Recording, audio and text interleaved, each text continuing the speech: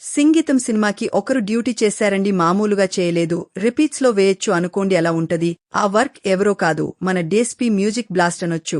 Especially second half లో వచ్చే music మిడిలో వచ్చే ఒక సాంగ్ ఎక్సలెంట్. అదైతే మరి సినిమా సంగతి ఏంటి అని అడిగితే, ఇప్పుడే షో కంప్లీట్ చేసుకుని వచ్చాను, నచ్చలేదు నాకైతే, ఎక్సెప్ట్ ఫ్లాష్ బ్యాక్ రిమైనింగ్ అంతా బోరింగ్ గానే ఉంది. నాకు ఎందుకు అని అంటే, మెయిన్ రీజన్ సింగింగ్. మాటల్ని పాటల్లాగా తీసుకెళ్లాలని వాళ్లు తీసుకున్న ఐడియా మీడియా వరకు ఫైన్, కానీ రైటింగ్ అండ్ ఆర్టిఫిషియల్ ఊరు క్యారెక్టర్స్ మాటల్ని పాటల్లాగాని, ఇంకా ముఖ్యంగా అలాగే సినిమా అంతా అనేపటికీ ఇరిటేటింగ్గా బోరింగ్గా అనిపించింది.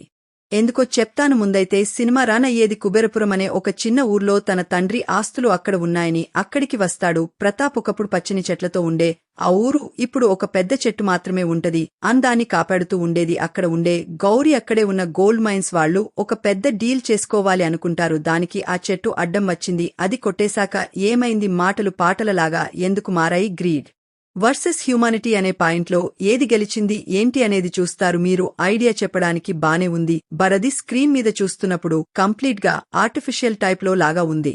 ప్రతిదీ కూడా ఒక ఊరు, అక్కడ క్యారెక్టర్స్, అక్కడ జరిగే కథ అనేలా కాకుండా వేసినట్టు ఉండే సెట్లని. ఒక 10-15 ఇల్లు ఉంటాయి. గట్టిగా మాట్లాడితే ఒక 60-25 మంది ఉంటారు. అక్కడ అన్ని ఉన్నట్టుగా చూపిస్తారు. ఇంకా దీనికి తోడు అతకని క్యారెక్టర్స్ అని ఒక్క క్యారెక్టర్ కూడా ఆ సెటప్ కి సెట్ అవ్వలేదు. ఇక్కడిదాకా బిగినింగ్లో చూసినవి. ఇక అసలైన ధట్టం సింగింగ్. మాటల్ని పాటల్లాగా చెయ్యాలని వాళ్లు తీసుకున్న రూట్లో ప్రాబ్లం లేదు, ఏ రూటైనా తీసుకోవచ్చు, కానీ చాలా బలవంతంగా రాశారు చూడండి. ఆ లిరిక్స్ ని అక్కడే నార్మల్ కన్వర్సేషన్ పాటలలాగా రావు. పాటలాగా రథం రావడానికి ఫోర్సుడ్గా రాసినట్టు ఉంటాయి. అసలు సింగింగ్ కాంపిటీషన్ స్టార్ట్ అయ్యాక దెబ్బకి అసం నేనైతే సరళే కొసేపు ఉంటదేమో, ఆ తర్వాత ఇంట్రెస్టింగ్ డ్రామా ఉంటదేమో అనుకుంటే అబ్బే అదే కంటిన్యూ అయింది. సో ఫస్ట్ హాఫ్ కంప్లీట్ గా డెడ్ స్లీప్ అనొచ్చు, ఆ రేంజ్ లో ఉంటది. ఇక సెకండ్ హాఫ్ స్టార్ట్ అయ్యాక మళ్లీ అదే నీరసం వచ్చేసింది. ఇంకా ఫ్లాష్ బ్యాక్ వచ్చాక కొసేపు ఊపిరి పీల్చుకున్న ఇక మళ్లీ అదే పాటలు. నా పని అయిపోయింది. సింగతం శ్రీనివాసరావు గారి ఐడియా బానే ఉంది, కానీ ఇప్పటి ఆర్టిఫిషియల్ సెట్స్లలో తీసి సగం పోయింది.